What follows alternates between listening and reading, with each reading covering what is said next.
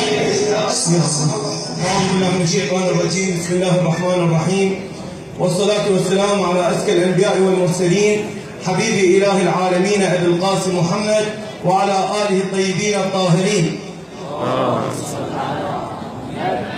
واللعن الدائم على أعدائهم أجمعين إلى قيام يوم الدين.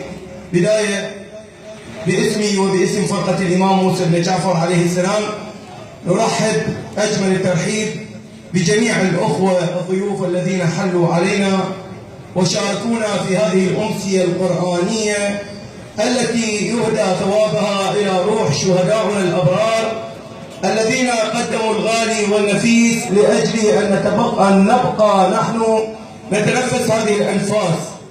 فهنيئا لهم الشهادة، وهنيئا لهم هذا الطريق الذي سلكوه، وهنيئا لنا نحن الذين اجتمعنا لأجل أن نذكر شهداؤنا ولو بآية من الذكر الحكيم ونهديها إلى ثوابهم وإلى أرواحهم الطاهرة التي تذكرنا ببطولات التي قدمها أصحاب الإمام الحسين عليه السلام في واقعة الطف. فهي الأيام تتكرر علينا مرة أخرى، وما زالت القرابين يوما بعد يوم يقدمها أحفاد علي وشيعة علي أمير المؤمنين عليه السلام، سألين الله أن يتقبل منا هذا القليل وأن يجعله في ميزان أعمالنا وأعمالكم، وأبارك لكم هذا المحفل القرآني الكريم في هذه المدينة المعطاة، مدينة الرميثة، مدينة الشهادة، مدينة ثورة العشرين. هنيئا لنا ولكم هذا الاجتماع وهذا المحفل القرآني الذي فيه رسالة إن القرآن مهجور، ولا بد علينا أن نحيي ذكر القرآن لأننا بعيدين كل البعد عن القرآن الكريم. فها هي رسالتنا من أقامة هذا المحفل القرآني تحديدا في هذا المكان، أن نكون متواصلين مع القرآن الكريم وأن نكون قريبين على القرآن الكريم.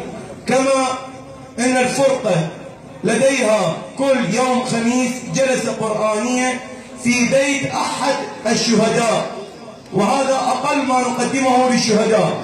فندعو أيضا من هذا المكان جميع عوائل الشهداء ممن لديه الرغبة بإقامة جلسة قرآنية في بيته إهداء إلى روح شهيدهم، فإن الأخوة في الفرقة هم في خدمتهم، وهذا أقل ما نقدمه كما قلت، أقل ما نقدمه إلى شهدائنا الأبرار. أسأل الله سبحانه وتعالى أن يوفقنا ويوفقكم إلى كل خير، وأستميحكم عذرا عن الإطالة، وأسأل الله أن يتقبله منا بأحسن القبول ببركة الصلاة على محمد وآل محمد.